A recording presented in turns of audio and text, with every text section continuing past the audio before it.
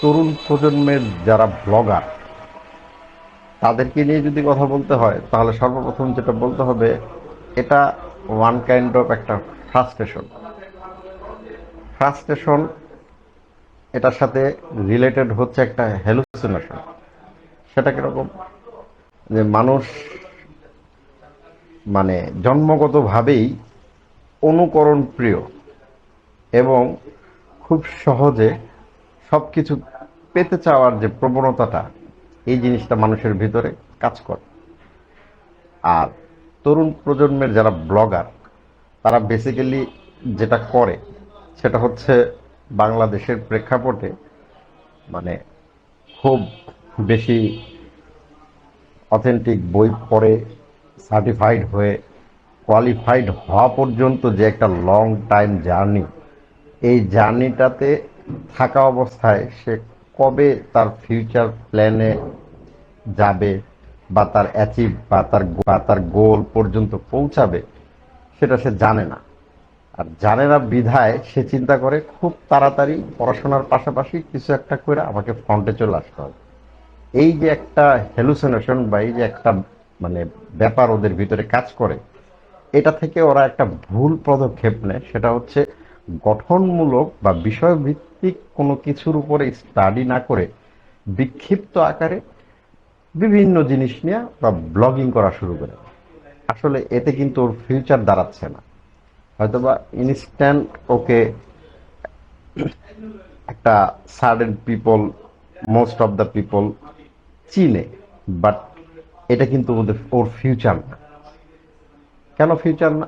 কারণ ও যখন পড়াশোনা শেষ করবে, যখন একটা কিছু করার জন্য যাবে, কম্পিটিশনে নামবে, মানে কর্পোরেট ওয়ার্ল্ডে যুদ্ধে নামবে, তখন কিন্তু ওর এই ব্যাকগ্রাউন্ডের এই অ্যাক্টিভিটিসগুলি কোথাও দিয়ে কোনো অ্যাঙ্গেল থেকে ওকে হেল্প করতেছে না। তো এই জিনিসটা ওরা জানে, জানার পরেও এটা করে। এইটা কেন করে? এইটা প্রথমে বলবো যে এটা একটা নেশার মতো, যে মানুষ আমারে চিনবে, আমারে জানবে, বাহবা দেবে, এই জিনিসটা তার ভিতরে কাজ করে। পাশাপাশি কাজ করে যে আরো তো 10 জনকে দেখলাম, ওরা ইনকাম করতেছে, ভিউ বাড়তেছে, ওরা ইনকামটাকে দেখে। বাট ইনকামটার ওয়েটা কতটা স্বচ্ছ হওয়া উচিত, কতটা অথেন্টিক হওয়া উচিত, কতটা দীর্ঘমেয়াদী হওয়া উচিত, এই জিনিসগুলি ওরা স্টাডি করে না। যে কোনো কিছুতে ক্ষেত্রে লাইফে দাঁড়াতে হলে যেই জিনিসটা স্টাডি করা উচিত, যে আমার দুর্বলতাটা কোথায়, আমার অ্যাচিভনেসটা কি হওয়া উচিত, আমি কোন জায়গাটা এক্সপার্ট, এটা কিন্তু কেউ স্টাডি করে না। সবাই স্টাডি করে যে আমার বাচনভঙ্গি ভালো বা খারাপ যাই হোক না কেন, আমি কথা বলতে পারি, আমি ক্যামেরার সামনে চলে আসবো, আমি কথা বলবো, মানুষ শুনবে।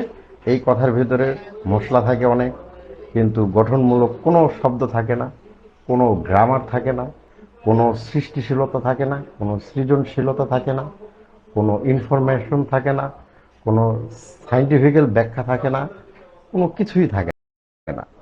একেবারেই এটাকে কি বলা যাইতে পারে, অপ্রচলিত নিয়মে বা কোনো প্রাতিষ্ঠানিক শিক্ষার ভেতরে পড়ে না। এগুলি ওরা মানে যেভাবে পারে সেভাবে করে। এতে যেটা হয়, ওর পরবর্তী জেনারেশন আবার ওর ফলো করা শুরু করে। যে 10 জন বা 20 জন ব্লগার তৈরি হয়, তাদের ভিতরে ফ্রন্টে চলে আসে 2-3 জন, আর বাকিগুলি ঝরা পড়া যায়। ওই ফ্রন্টে যারা আসে তাদেরকে আবার তারপরের জেনারেশন আবার ফলো করে। তো এতে কি হচ্ছে, এতে কিন্তু সমাজে ইমপ্যাক্ট পড়তেছে, অভিভাবকদের উপরে ইমপ্যাক্ট পড়তেছে। এই জিনিসটা অভিভাবকদেরও বুঝতে হবে। কারণ একটা সন্তান মানে একটা সম্পদ, পরিবারের জন্য যেমন সম্পদ,